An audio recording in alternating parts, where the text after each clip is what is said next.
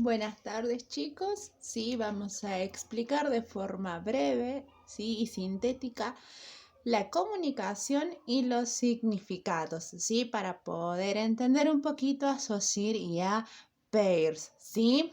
Sigamos, a ver.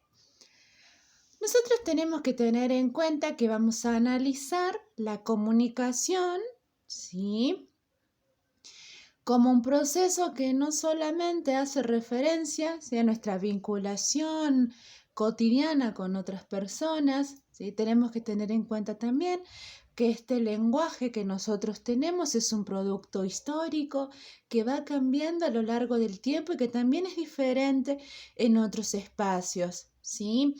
Y que en este lenguaje intervienen no solo convenciones sociales o acuerdos, sí, sino que también va a mezclarse con nuestras historias, nuestros recuerdos, todo aquello que nosotros vamos resignificando de nuestra cultura, ¿sí? Existen dos ramas de las ciencias sociales que analizan el lenguaje, ¿sí? Desde su faceta teórica y la aplicación práctica. ¿Sí? Tenemos la lingüística y la semiótica. La semiótica que hace referencia principalmente a los signos en el lenguaje. Es por ello que aquí intervienen Ferdinand de Saussure y Charles Peirce. ¿Sí? Sigamos a ver qué nos dicen ellos. Bueno, este es un cuadrito, ¿sí? De la comunicación, un esquema de comunicación que ustedes han visto en lengua a lo largo de los años, ¿sí? Es una forma de desglosar el lenguaje hablado, escrito, oral, ¿sí? Verbal, no verbal.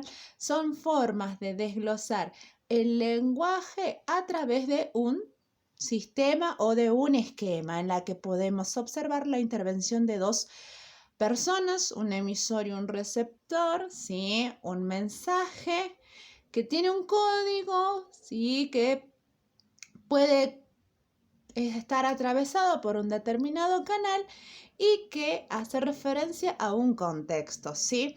Para eso más o menos lo vieron en lengua, así que yo lo voy a pasar, pero es para que tengan en cuenta una primera aproximación, un primer análisis teórico que se hace del lenguaje.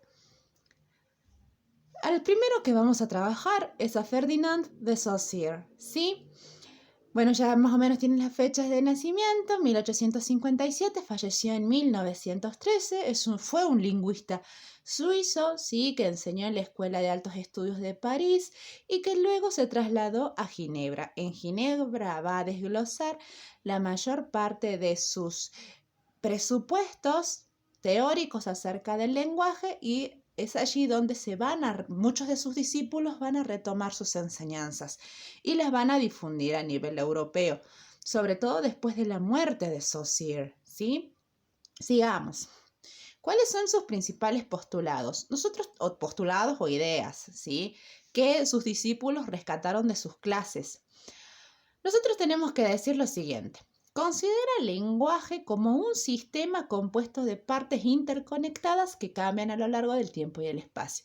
Es decir, que el lenguaje sí es un sistema compuesto por distintas partes, ¿sí? Ya vamos a ver cuáles son, compuesto por distintas partes que no pueden separarse entre sí, son indisolubles, están interrelacionadas, ¿sí? Cambian a lo largo del tiempo y los espacios, porque ustedes recuerden que no es lo mismo, ¿sí? Hablar de, no sé, decir mesa en castellano que de decir table en inglés. ¿Sí? Quien no sabe inglés muy difícilmente pueda asociar table, ¿sí? Con una mesa, por ejemplo, ¿sí?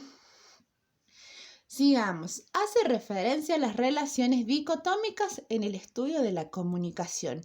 Para Saussure, la teoría del lenguaje versa sobre relaciones opuestas, ¿sí? De opuestos complementarios.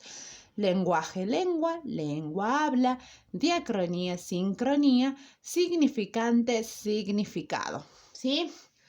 Seguimos. Vamos a ver lo primero. La lengua, el lenguaje y el habla. Seguimos. Lengua, lenguaje y habla. La lengua es un producto social del lenguaje, resultado de convenciones. La lengua es el resultado del proceso de comunicación que nosotros emprendemos como sociedad, ¿sí? Como un conjunto de personas que para comunicarnos necesitamos de un lenguaje que puede variar en cuanto a su idioma, en cuanto a su tiempo. Si ustedes aquí ven el ejemplo de dos signos bastante interesantes y una palabra que dice abajo que es friend zone, ¿sí? La zona del amigo, ¿sí? Es decir, para nosotros es aquella persona que es un amigo, ¿sí? Que no llega a ser pareja formal, si ustedes quieren. Obviamente nosotros lo entendemos así en este tiempo, pero si nosotros intentamos decir friend zone en el siglo XVIII en Inglaterra, muy difícilmente se puede entender esta situación porque no se habla de ello, por lo menos no con estos símbolos, con estas palabras, ¿sí? Lo mismo que vamos a las diferencias espaciales. En España, chaval hace referencia a un hombre, una persona, ¿sí? Mientras que aquí en Latinoamérica nosotros podemos decir hombre, pibe, cuate, ¿sí? Dependiendo el espacio en el que estemos. El lenguaje. El lenguaje engloba la lengua y el habla. Es la capacidad que adquirimos como especie humana gracias a la evolución de nuestro cerebro. ¿A qué hace referencia esto? Gracias a la evolución de nuestra especie, nosotros tenemos la capacidad del habla. ¿En qué área? En el hemisferio izquierdo de nuestro cerebro, ¿sí? En el lóbulo frontal, ustedes pueden ver esa manchita roja. Esa manchita que está ahí es el área de Broca, es decir, el área encargada del lenguaje. Nosotros, por la evolución, tenemos la capacidad de generar lenguaje, ¿sí? Eso se debe gracias a los descubrimientos, ¿sí? De nuestro querido Broca. ¿Qué es el habla? El habla es el acto o el hecho de hablar, ¿sí? Resulta del diálogo de las personas basándose en convenciones. Como le digo, no es lo mismo, ¿sí? Decir hola, ¿cómo estás? ¿Qué haces? Que decir hi, ¿sí? O hello, nice to meet you, ¿sí? No es lo mismo. Quien no sabe inglés no podría comprender lo que estamos hablando, o si me presentan a mí por primera vez ante una persona, ¿sí? Más en una relación de trabajo, por ejemplo, no le diría hi, sino le diría hello, ¿sí? En un contexto de mayor formalidad. ¿Sí? Vamos a ver cómo este habla se basa en convenciones que van cambiando a lo largo del tiempo. Una de las relaciones que vamos a analizar, que es la que trabaja el libro, es la de significante y significado. Acá ustedes pueden ver, ¿sí? El significante flor y el significado la imagen. Pero Saussure nos dice que este esquema va más allá de las simples palabras. Y vamos a ver por qué. ¿Qué quiere decir esto? Analicemos bien.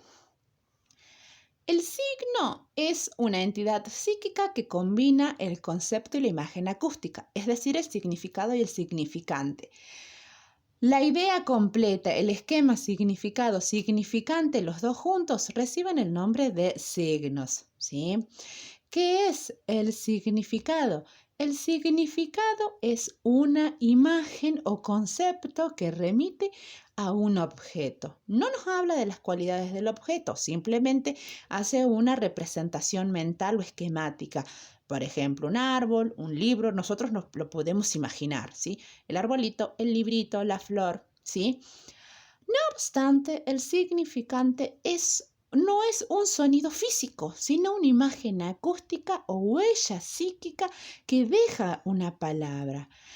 Por ejemplo, ¿sí? En esta huella psíquica intervienen elementos culturales, ¿sí? Recuerdos, factores de orden emocional, ¿sí? Todo eso va a jugar un papel importante. Por eso les digo, no es solamente decir la palabra, los fonemas A, R, B o L, árbol.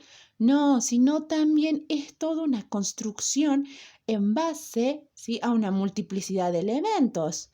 Los recuerdos, la cultura, la importancia que tiene para mí, ¿sí?